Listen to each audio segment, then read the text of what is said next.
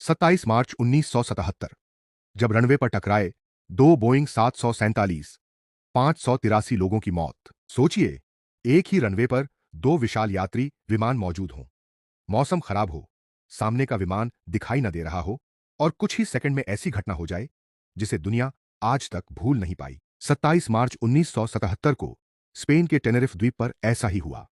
दो बोइंग 747 विमान रनवे पर एक दूसरे से टकरा गए।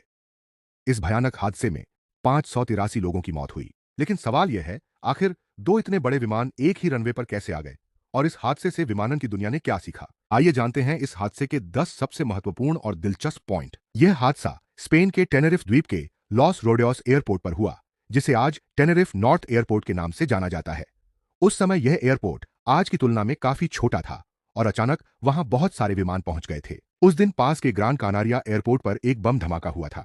सुरक्षा कारणों से एयरपोर्ट को कुछ समय के लिए बंद किया गया और कई विमानों को टेनेरिफे की तरफ भेज दिया गया। इस वजह से छोटे से एयरपोर्ट पर अचानक विमानों की भारी भीड़ जमा हो गई। इस घटना में दो बोइंग 747 शामिल थे। एक था कि एलएम फ्लाइट 4805 जो नीदरलैंड्स की ओर से संचालित हो रहा था। दूसरा था पैन ए एम फ्लाइट 1736 जो अमेरिका से जुड़ी एयरलाइन का विमान था। दोनों विमान बेहद बड़े थे और उनमें मिलाकर सैकड़ों लोग मौजूद थे। एयरपोर्ट पर विमानों की भीड़ के कारण सामान्य टैक्सीवे का इस्तेमाल मुश्किल हो गया था।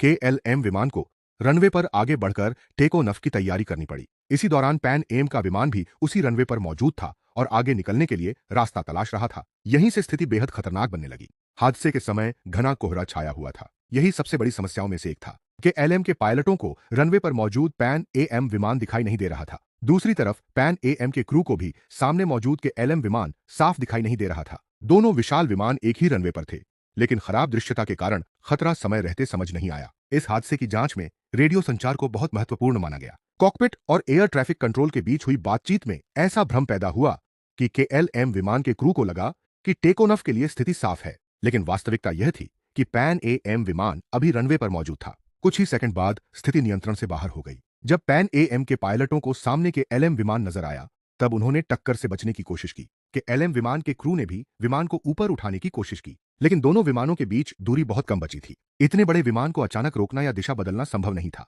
और फिर हुआ वह हादसा जिसने विमानन इतिहास बदल दिया। टक्कर के बाद दोनों विमानों में आग लग गई कि एलएम विमान में मौजूद सभी 248 लोगों की मौत हुई, जबकि पैन एएम विमान में मौजूद लोगों में से 61 लोग जीवित बच गए। यह घटना लंबे समय तक दुनिया की सबसे घातक विमान दुर्घटना के रूप में दर्ज रही। टेनेरिफा हादसे के बाद विमानन उद्योग ने सुरक्षा व्यवस्था में कई महत्वपूर्ण बदलावों पर जोर दिया। पायलट और एयर ट्रैफिक कंट्रोल के बीच रेडियो बातचीत को ज्यादा स्पष्ट बनाने, कॉकपिट में टीम वर्क बेहतर करने और निर्णय लेने की प्रक्रियाओं को मजबूत करने पर विशेष ध्यान दिया गया। यानी इस हादसे ने भविष्य की उड़ानों की सुरक्षा के लिए कई महत्वपूर्ण सबक दिए। इस हादसे की सबसे बड़ी सीख यही है कि विमानन दुर्घटनाएं हमेशा किसी एक वजह से नहीं होती। इस मामले में एयरपोर्ट पर भीड़, खराब दृश्यता, संचार में भ्रम और मानवीय निर्णय जैसी कई परिस्थितियां एक साथ जुड़ गईं। 27 मार्च 1977 की यह घटना आज भी विमानन इतिहास का एक बड़ा सबक है। समापन: दो विशाल बोइंग 747 विमान, एक ही रनवे, घना कोहरा और कुछ ही सेकंड में 583 जिंदगियां खत्म।